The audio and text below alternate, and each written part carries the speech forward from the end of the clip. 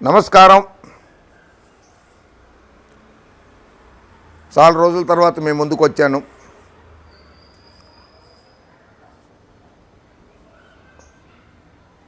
ఉత్తర భారతదేశం, మహారాష్ట్ర, గుజరాత్ రాష్ట్రాల పర్యటనలో ఉన్నాను కనుక ఆలస్యమైంది.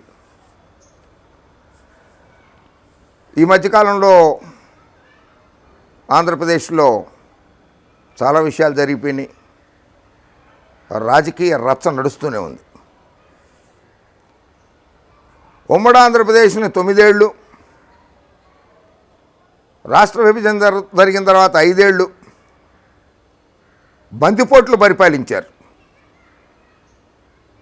భూకబ్జాదారులు పరిపాలించారు, నిత్య అసత్యవాదులు పరిపాలించారు, మహిళల్ని ఎక్కడ పడితే అక్కడ కొట్టేవాళ్ళు పరిపాలించారు.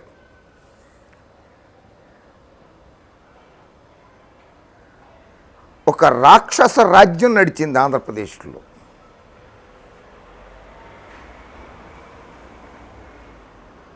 ప్రజలకి విసిగెత్తి ఆ దుర్మార్గుల పరిపాలన నుంచి బయటపడడానికి యువకుడైనటువంటి వైఎస్ జగన్మోహన్ రెడ్డి గారిని 151 సీట్లతో అఖండ మెజార్టీతో అధికారంలోకి తీసుకొచ్చారు. ఇప్పుడు ఆ బందిపోటు దొంగలు పచ్చపిచ్చి కుక్కలైపోయినాయి. ఒకటేమో బాబ్ డాగ్, అది పెద్ద కుక్క, బాబ్ డాగ్ అది. రెండోది పప్పు డాగ్ రెండోది. వాటికి తోడు పైత్యం ముదిరిపోయి పిచ్చెక్కిపోయిన పక్షపాత పచ్చ పత్రికలు,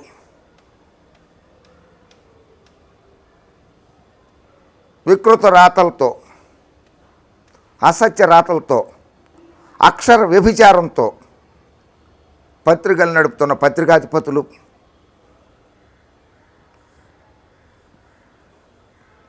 గొట్టాలకే పిచ్చెక్కిచ్చేశారు. గొట్టం ఇంత ఉంటుంది కదా గొట్టం, ఆ గొట్టాలకి పిచ్చెక్కిచ్చేశారు ఆ టీవీ ఛానల్స్ ఓనర్లు, పచ్చ పిచ్చి టీవీ ఛానల్ ఓనర్లు.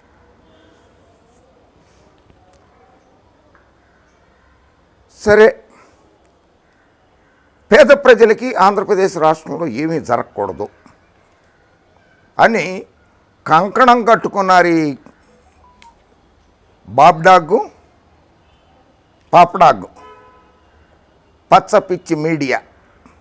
పేద ప్రజలకు అసలు ఏం జరగకూడదు. పేద బడుగు బలహీన దళిత వర్గాలకి ఇళ్ళు అందకూడదు, పింఛన్లు అందకూడదు, అమ్మఒడి అందకూడదు, రైతు బంధు అందకూడదు, ఏది అందకూడదు. వాళ్ళు అలా పేదవాళ్ళలాగానే రాష్ట్రంలో అలా ఉండిపోవాల్సిందే ఎప్పటికీ అని కంకణం కట్టుకున్నారు. బాబు అంటుకొచ్చేస్తున్నారు. కులాల మధ్య, మతాల మధ్య, ప్రాంతాల మధ్య విద్వేషాలు రెచ్చగొడుతూ, చిచ్చు పెడుతూ, అసమానతలు రేకెత్తిస్తూ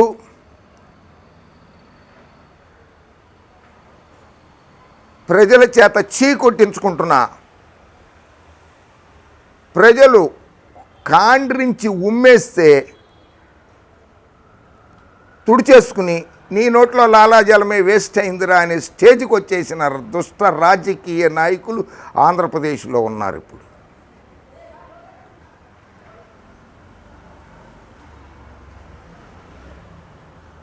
బాబు గారు, మీరంటే నాకు చాలా గౌరవం. మీరు ఏడ్చినా సరే రాష్ట్ర ప్రజలు నమ్మలేదు, దేశ ప్రజలు నమ్మలేదు. మీరు ఏడ్చినందుకు బాధపడ్డది ఓ 10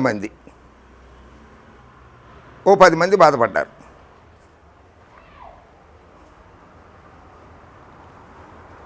తెలుగుదేశం పార్టీ అధ్యక్షులు వారు ఆయన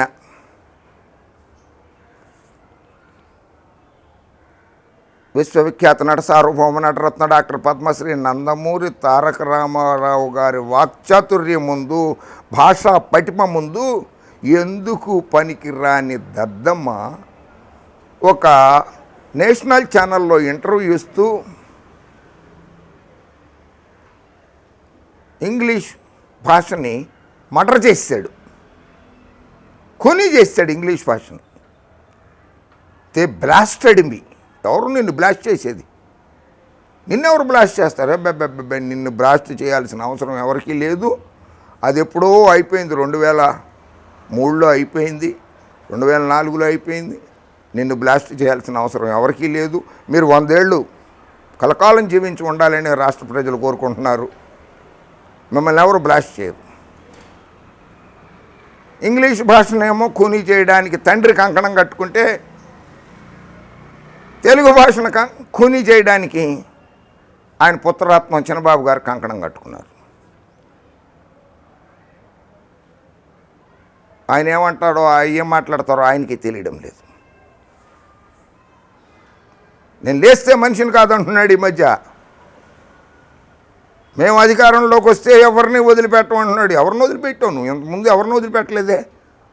అందుకనే మిమ్మల్ని వదిలిపెట్టరనే మిమ్మల్ని పక్కన పెట్టేశారు రాష్ట్ర ప్రజలు. మీరు ఎవరిని వదిలిపెట్టరని తెలుసు. రాజకీయ నాయకులనే కాదు, అధికారులనే కాదు, వ్యాపారస్తులనే కాదు, రాష్ట్ర ప్రజల్ని కూడా వదిలిపెట్టలేదు మీరు. అందుకనే మీకు అధికారం లేకుండా పక్కన కూర్చోబెట్టారు చిన్నబాబు. మీరు ఎవరిని వదిలిపెట్టరని వాళ్ళకి బాగా తెలిసిపోయింది రాష్ట్ర ప్రజలకి. అందుకనే అధికారానికి దూరంగా కూర్చోబెట్టారు. ఇంకో 30 ఏళ్ళు మీకు అధికారం రాకుండా ఉండేందుకు కూడా కంకణం కట్టుకున్నారు ఆంధ్రప్రదేశ్ రాష్ట్ర ప్రజలు, తెలుగు ప్రజలు. ఇంకా కలలు కంటున్నావేమో అధికారంలోకి వస్తానని. ఆ భ్రమల్లో నుంచి బయటకు వచ్చేసేయి. అధికారంలోకి వచ్చేది కళ్ళ. తెలుగుదేశం పార్టీ అధికారంలోకి రాదు. సరే,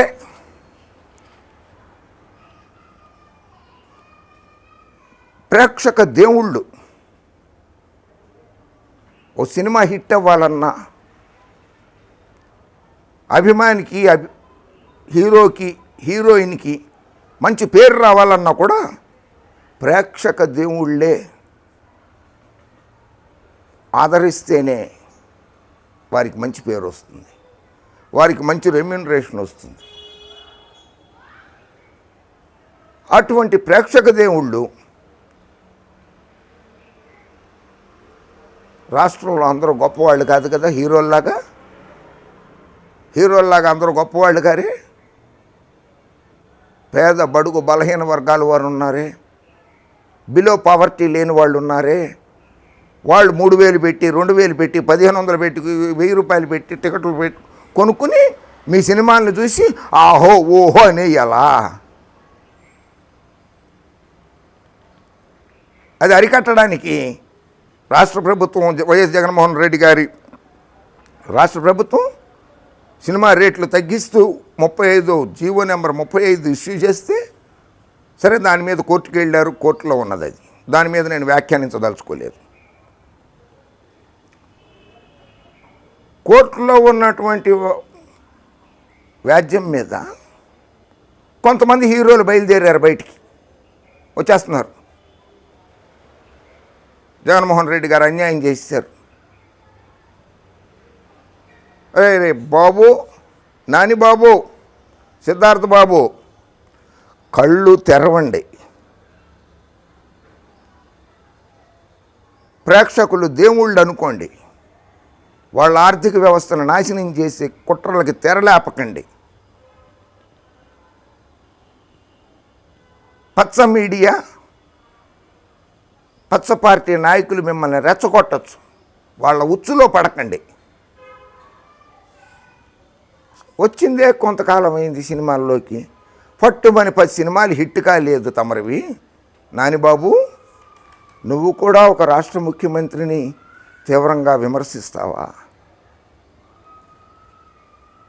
సినిమా వ్యాపారం కంటే కిరాణా కొట్టు వ్యాపారం బాగుంటుంది, వాళ్ళ కలెక్షన్లు బాగుంటుంది. ఎందుకు ఆ కిరాణా కొట్ల వాళ్ళ మీద పడి ఏడుస్తావు నాయనా? నీ మాల్స్ అన్నీ క్లోజ్ అయినాయి. కరోనా టైంలో కిరాణా కొట్లు వాళ్లే కాపాడింది. మీ ఇంట్లో పప్పు వండుకోవటానికి, కూరలు వండుకోవటానికి మెంతులు కావాలన్నా, జీలకర్ర కావాలన్నా, మిరపకాయలు కావాలన్నా కిరాణా కొట్లో నుంచి తెచ్చుకున్నావు నాయన. మాల్స్ అన్నీ క్లోజ్ అయిపోయినాయి, డీమార్ట్ క్లోజ్ అయిపోయింది, రిలయన్స్ మార్ట్ క్లోజ్ అయిపోయింది, బాబు గారి హెరిటేజ్ కంపెనీ క్లోజ్ అయ్యింది, అన్నీ క్లోజే ఉన్నాయి అప్పుడు. అంటే కిరాణా కొట్లోళ్ళు అంటే అంత చులకన భావమ్మా? మీ ప్రేక్షక దేవుళ్ళు అంటే అంత చులకన భావమ్మా ఈ సినిమా వాళ్ళకి? మీకంటే పెద్ద పెద్ద హీరోలు చాలామంది ఉన్నారు, వారెవరికి లేని దురద తమరికి ఎందుకయ్యా నానిగారు? చాలా పెద్ద హీరోలు ఉన్నారు కదా, మీకంటే అనుభవజ్ఞులు ఉన్నారు, కేంద్ర మంత్రి పదవులు చేసిన వాళ్ళు ఉన్నారు, హీరోలు ఉన్నారు, ఎమ్మెల్యేలుగా చేసిన నటిమణులు ఉన్నారు, ఎంపీలుగా చేసిన నటులు ఉన్నారు. చిరంజీవి గారు కేంద్ర మంత్రిగా చేశారు, కృష్ణరాజు గారు కేంద్ర మంత్రిగా చేశారు, జయసుధ గారు ఎమ్మెల్యేగా చేశారు, చాలామంది ఉన్నారు కదా. వాళ్ళకి తెలీదా సినిమా రంగం గురించి? అనవసరంగా రాజకీయాల్లోకి ఏలెట్టి వాసన చూసేసుకున్నావు కదా నాయన నానిబాబు. నీకు ప్రజల్లో చాలా అభిమానం ఉన్నది, నీకు అభిమానులు కూడా చాలామంది ఉన్నారు, వాళ్ళందరి మనోభావాలు కూడా దెబ్బతీసేసావు కదా. దాసరి నారాయణరావు గారు సినిమా రేట్లు తగ్గించమన్నాడే, సినిమా టికెట్ల రేట్లు తగ్గించమన్నాడే దాసరి నారాయణరావు గారు. ఆయన చెప్పింది తప్పు అంటావా? చెప్పు, ఆయన చెప్పింది తప్పని. ఎన్టీ రామారావు గారు విశ్వవిఖ్యాత నట సార్వభౌమ నటరత్న డాక్టర్ పద్మశ్రీ నందమూరి తారక రామారావు గారు, నా అన్నగారు, స్లాబ్ సిస్టమ్ ప్రవేశపెట్టారు ఆయన ముఖ్యమంత్రి అయ్యాక. అప్పుడే ఆ స్లాబ్ సిస్టమ్ ప్రవేశపెట్టినప్పుడు సినిమా హాలు యజమానులు ఇలాగే గోల చేశారు. కొన్ని సినిమా హాళ్ళు నా కళ్ళు ఎదుర్కొన్నాను, నాకు తెలుసు. Kalpana talkies, Deepak talkies, Amar talkies, హైదరాబాద్లో ఇవన్నీ నేను చెప్పేవి. ఇటువంటివి చాలా సినిమా థియేటర్లు కళ్యాణ మంటపాలుగా మారిపోయినాయి, ఫంక్షన్ హాల్స్గా మారిపోయిన మాట వాస్తవమే. ఇది ఇప్పుడు కాదు, 1984లోనే జరిగింది స్వామి నానిబాబు. జగన్మోహన్ రెడ్డి గారు వచ్చిన తర్వాత కాదు ఇది జరిగింది, 1984లోనే జరిగింది. కళ్యాణ మంటపాలుగా మారిపోయిన ఎన్టీ రామారావు గారు స్లాబ్ సిస్టమ్ పెట్టిన తర్వాత. అది రాష్ట్ర ప్రజల కోసమే పెట్టారు ఎన్టీ రామారావు గారు, ప్రేక్షక దేవుళ్ళ కోసమే పెట్టారు అది, ఆ స్లాబ్ సిస్టాన్ని. అసలు మీరు తీసుకునే రెమ్యూనరేషన్ ఎంతో ఎవరికి తెలియదు, ఎన్ని కోట్లు తీసుకుంటున్నారో. మీ సినిమాల బడ్జెట్లు ఏమో 100 కోట్లు దాటిపోతాయి, మీ రెమ్యూనరేషన్ ఏమో, మీ పారితోషికం ఏమో 10 కోట్లల్లో ఉంటుంది. మీరు మాత్రం తీసేసుకోవచ్చు ఎన్ని కోట్లైనా సరే. మీరు అంత సొమ్ము తీసుకున్నాక, అంత రెమ్యూనరేషన్ తీసుకున్నాక ఇన్కమ్ ట్యాక్స్ ఎంత కడుతున్నారో ఈ రాష్ట్ర ప్రజలకు తెలుసా? చెప్పాల్సిన బాధ్యత లేదా? మీరు మాత్రం ఆస్తులు కూడా పెట్టుకోవచ్చు. పేదవాడు 10 రూపాయలు దాచుకోకూడదు అనమాట. 1000 రూపాయల టికెట్ కొనే బదులు 200 రూపాయల టికెట్ కొనుక్కుని 800 రూపాయలు దాచుకునే హక్కు పేద ప్రేక్షక దేవుళ్ళకి లేదా నానిబాబు?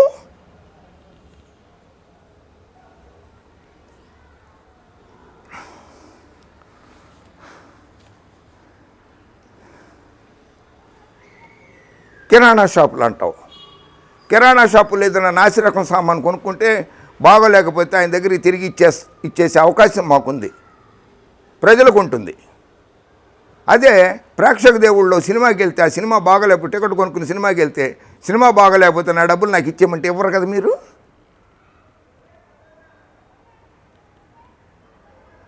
చెప్పు నాయన నానిబాబు, సిద్ధార్థ బాబు చెప్పండి. అయినా ఒక్కటి తెలుసుకోవాల్సి ఉంది బాబు నానిబాబు, ఒక పార్టీని, ఒక ప్రభుత్వాన్ని, వైఎస్ జగన్మోహన్ రెడ్డి గారు లాంటి ముఖ్యమంత్రిని విమర్శించే ముందు ఒకటి తెలుసుకో. ఆయన పేద బడుగు బలహీన వర్గాలకి, దళితులకి అన్ని కులాలకి ఒక కులమని లేదు, ఒక పార్టీ అని లేదు. రాష్ట్ర ప్రజలందరికీ అకుంఠిత దీక్షతో, అంకిత భావంతో, సేవా తత్పరణతో ఆయన పరిపాలన సాగిస్తుంటే ఆయన ప్రవేశపెట్టిన పథకాలు నీకు తెలియకపోవచ్చు. ఆయన ప్రవేశపెట్టిన పథకాలు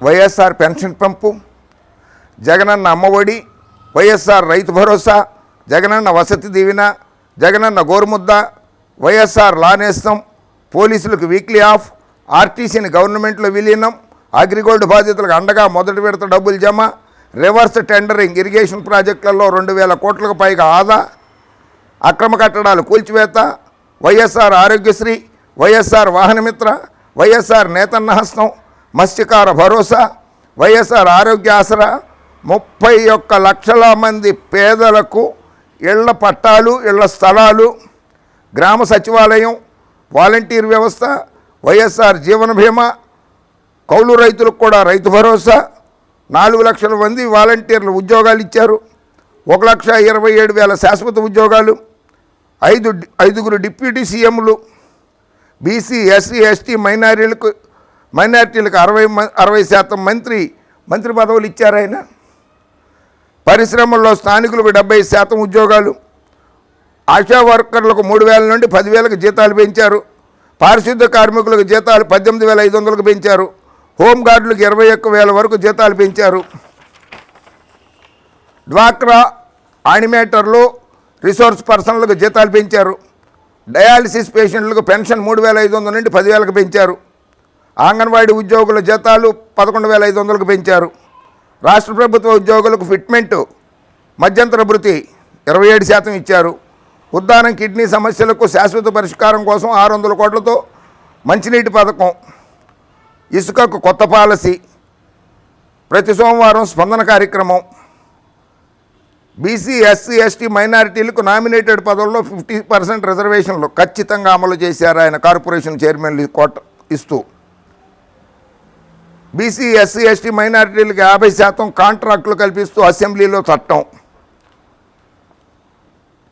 దశల వారీగా మద్యపాన నిషేధం, వైఎస్ఆర్ కంటి వెలుగు, పీపీఎల్పై సమీక్షించి తక్కువ ధరకు విద్యుత్ కొంటున్నారు. మహిళలకు అండగా దిశ చట్టం, దిశ పోలీస్ స్టేషన్, 108కి పూర్వ వైభవం, 1068 కొత్త అంబులెన్సులు, స్కూల్ పిల్లల కోసం జగనన్న విద్యా కానుక, ఆసుపత్రుల్లో నాడు నేడు కార్యక్రమం, ప్రభుత్వ పాఠశాలల్లో నాడు నేడు కార్యక్రమం, శ్రీకాకుళంలో పైలట్ ప్రాజెక్టుగా రేషన్ కార్డు ఉన్న ప్రతి ఒక్కరికి నాణ్యమైన బియ్యం పంపిణీ, రైతులకు గిట్టుబాటు ధరల కోసం ధరల స్థిరీకరణ నిధిని ఏర్పాటు, రైతు భరోసా కేంద్రాలు ప్రారంభం, గవర్నమెంట్ పాఠశాలల్లో ఇంగ్లీష్ మీడియం, వ్యవసాయానికి పగటిపూట 9 గంటల ఉచిత విద్యుత్తు, గోదావరి నీటిని రాయలసీమకు పంపించడానికి తెలంగాణ ప్రభుత్వంతో ఒప్పందం, ప్రాజెక్టుల కాంట్రాక్టులను పారదర్శకతకు జ్యుడిషియల్ కమిషను ఏర్పాటు చేశారు. కడపలో స్టీల్ ప్లాంట్ ఏర్పాటుకు ఆమోదం, ఉద్దానంలో కిడ్నీ సూపర్ స్పెషాలిటీ ఆసుపత్రికి ఆమోదం, వైఎస్ఆర్ నవశకం, వైఎస్ఆర్ నవోదయం,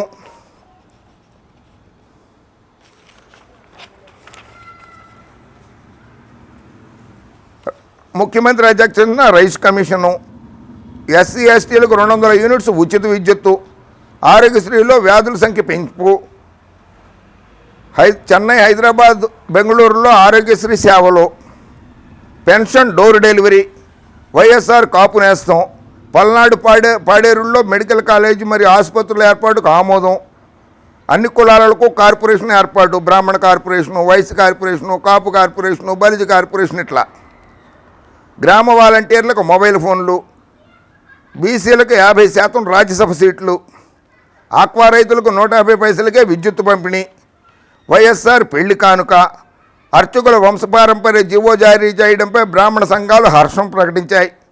లోకల్ బాడీ ఎన్నికల్లో మహిళలకు ఏకంగా 50% సీట్లు కేటాయించారు. రాయలసీమకు హైకోర్టు, పేదవాడి చదువులకు భారం కాకుండా ఫీజు నియంత్రణ కమిటీ, ఏజెన్సీ ప్రాంతాల్లో బాక్సైడ్ తవ్వకాలు నిషేధం, పాస్టర్స్కు గౌరవ వేతనం 5,000 రూపాయలు, అవినీతి నిర్మూలనకు toll free number 14400 call centre. ఎన్నేం చదవమంటావు బాబు.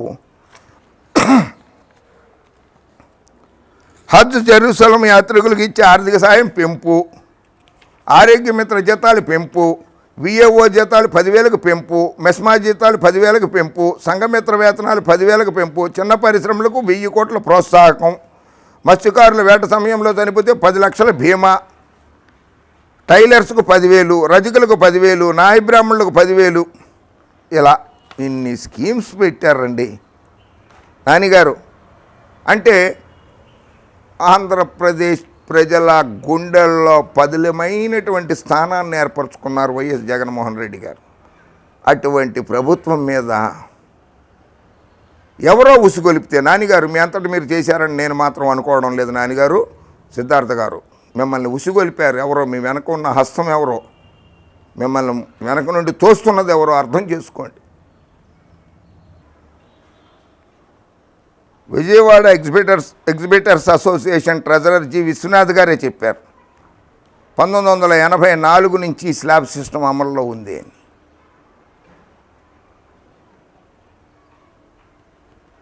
రెండు 2600 సినిమా థియేటర్లు సినిమాల్ని ప్రదర్శిస్తున్నాయి. జయసుధమ్మ గారు బాబు గారికి కూడా మంచి ఫ్రెండు. ఆమె అంటుంది, Jayasudha takes objection to N Chandrababu Naidu sarcastic remark about the members of the film fraternity. సినిమాల్లో ఉన్న వాళ్ళ మీద బాబు గారు వ్యంగ్యాస్త్రాలు సంధిస్తే ఆమె తిప్పికొట్టింది జయసుధమ్మ. తెలుగుదేశం పార్టీ తరఫున ప్రచారం చేసినటువంటి సినీ నటులకి, సినిమా ఇండస్ట్రీ వారికి, మురళీమోహన్ గారు, రావు గోపాలరావు గారు, కైకాల సత్యనారాయణ గారు, జయప్రద గారు, హరికృష్ణ, బాలకృష్ణ, ఇలా రామానాయుడు గారు, ఇలా కొద్దిమందికి, రాఘవేంద్రరావు గారికి కూడా ఇచ్చారనుకోండి పోస్ట్ ఒకటి, ఇలా కొద్దిమందికి పోస్టులు ఇచ్చారు. బాబు గారు, మీరు సినిమా వాళ్ళల్లో కూడా కొంతమందినే ప్రోత్సహించారు, అందరినీ కాదు. మీరు అధికారంలో ఉన్నప్పుడు పవన్ కళ్యాణ్ గారిని, చిరంజీవి గారిని, మిగిలిన నటీనటులందరినీ అణగదొక్కడానికి ప్రయత్నం చేయలేదా?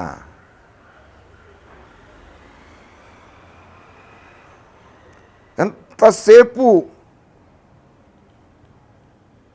దోపిడీని ప్రోత్సహించడమేనా బాబు మీ వృత్తి? అసలు సినిమా హాల్ టికెట్ల రేట్లు తక్కువగా ఉంటే అటు నిర్మాతలు లేకపోతే సినిమా హాల్ యజమానులు వాళ్ళు బాధపడాలి, హీరోలు బాధపడటం ఏంటి? అసలు మీరు మీ పారితోషికాన్ని తగ్గించుకోవచ్చుగా. అమాయక ప్రేక్షక దేవుళ్ళని తిరుక్షౌరం చేయడం కొంతమంది హీరోలకి బాగా అలవాటైపోయింది. ఎవరిని ఎక్కులాని నేను కించపరలేదు. తిరుక్షౌరం అంటే గుండు, తిరుపతి గుండు అర్థం వచ్చేటట్లే నేను మాట్లాడాను. నా సౌజ్ఞలు కూడా తిరుపతిలో ఇలాగే అంటారు కనుక ఆ సౌజ్ఞలే చేశాను. ఏ కులాలని కించపరచడానికి నేను చేయలేదు, అన్యదా భావించవద్దు.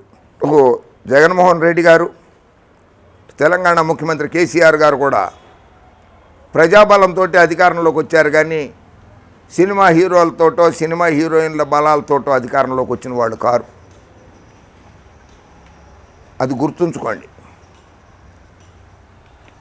సినిమా టికెట్లు పెంచుకోవచ్చని హైకోర్టు ఆదేశాలు జారీ చేస్తే పచ్చ మీడియా జగన్కి షాక్. ఓకే, జగన్ ప్రభుత్వానికి షాక్ కొట్టుండొచ్చు, అలాగే రాష్ట్రంలోని 5 కోట్ల మంది ప్రజలకి కూడా ప్రేక్షక దేవుళ్ళకి షాక్ తగిలింది. అంటే ప్రేక్షక దేవుళ్ళకి షాక్ తగిలితే మీ పచ్చ మీడియా పచ్చగొట్టాలకి సంబరమా? పేద ప్రజల జేబులు ఖాళీ అవుతుంటే మీరు రాక్షసానందం పొందుతారా పచ్చగొట్టాలు పచ్చ మీడియా వాళ్ళు? ఆక్షేపణీయం, ఏమాత్రం సమర్థనీయం కాదు ఇది. కరెంటు రేట్లు పెంచకూడదు,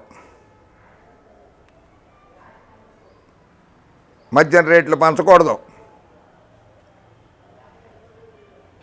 బస్ ఛార్జీలు పెంచకూడదు, ఆస్తి పన్ను పెంచకూడదు, ఏది పెంచకూడదు. ఇది ఓకే. మరి పేద ప్రజల సంక్షేమ కార్యక్రమాలు సంక్షేమ పథకాలు అమలు చేయాలంటే డబ్బులు ఎక్కడి నుంచి తేవాలి? బాబుగారు, మీరు దోచుకున్న ఆస్తిని ఆంధ్రప్రదేశ్ ప్రభుత్వానికి దానం చేయండి. ఎవరో నా సినిమాలన్నీ ఫ్రీగా చూపిస్తానంటారు ఆయన, ఎవరో గాలి సింగ్ గారు ఒక ఆయన. ఈ సినిమాలు ఫ్రీగా చూపిస్తే చూడొద్దు, చూసేందుకు ఉండాలి కదా ప్రేక్షకులు. హాస్యనటుడు అలీ గారు తెలుగుదేశం పార్టీకి ప్రచారం చేశారు, తెలుగుదేశం పార్టీలో ఉన్నారు. ఆయన చంద్రబాబు నాయుడు ఏమన్నా పదవి ఇచ్చాడా? ఆయన మైనారిటీ కదా, అందుకని ఇవ్వలేదా? ఓహో, అలీ గారు కూడా మైనారిటీ పాపం. ఆయనకేం మంత్రి పదవి ఇవ్వలేదు, ఆయనకేమి రాజ్యసభ సీటు ఇవ్వలేదు, కౌన్సిల్ సీటు కూడా ఇవ్వలేదు ఆయనకి. అంటే మైనారిటీలు అంటే అంత అసహ్యమా బాబు గారు మీకు? వాళ్ళు మాత్రం వాడుకోవచ్చు. జూనియర్ ఎన్టీఆర్ గారిని ప్రచారానికి వాడుకున్నారు, ఆ తర్వాత కరివేపాకు తీసినట్లు తీసి పక్కన పెట్టేశారు. ఏదేమైనా సినిమా టికెట్ల రేట్లు తగ్గింపు నిర్ణయం తీసుకున్న జగన్మోహన్ రెడ్డి గారిని అభినందించాల్సిందే. ఆంధ్రప్రదేశ్ రాష్ట్ర ప్రజానీకం తరఫున ఆయనని అభినందిస్తున్నా. ప్రేక్షక దేవుళ్ళ మీద భారం తగ్గించినందుకు రాష్ట్ర ప్రభుత్వానికి ధన్యవాదాలు చేస్తున్నాను. అలాగే ప్రతిదానికి దేనితో పోలుస్తూ ఉంటారు కదా, రండి నాతోటి రండి, ఇతర రాష్ట్రాలకు వెళ్దాం, అక్కడ సినిమా థియేటర్లలో రేట్లు ఎలా ఉన్నాయి, ఆంధ్రప్రదేశ్ రాష్ట్రంలో రేట్లు ఎలా ఉన్నాయి, ఒక షోకి ఒక రేటు, ఒక షోకి ఒక రేటు, బెనిఫిట్ షోకి ఒక రేటు, ప్రీమియర్ షోకి ఒక రేటు, ఫస్ట్ డేకి ఒక రేటు, రెండో రోజుకు ఇంకో రేటు. ఏంది ఇది? ప్రభుత్వాలు ఉన్నది ప్రజలను పరిపాలించడానికి, సినిమాల కోసం కాదు. నానిగారు, దయచేసి మీరు నటించుకోండి, కళామ తల్లికి సేవ చేసుకోండి. పచ్చ మీడియా పచ్చగొట్టాలు పచ్చ పార్టీల వల్ల ఉచ్చులో పడకండి, మీకున్న పరువు ప్రతిష్టలను దిగజార్చుకోవద్దని నేను విజ్ఞప్తి చేస్తూ జై హింద్.